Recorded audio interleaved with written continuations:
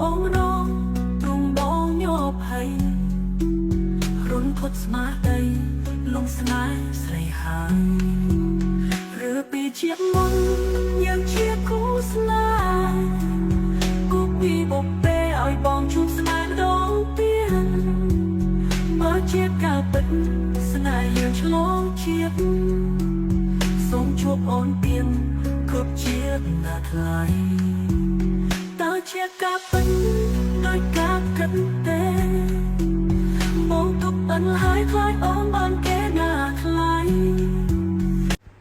ចូលរួមអភិវឌ្ឍសហគមន៍យើងទៅជា Digital និងនិរន្តរភាពជាមួយគ្នា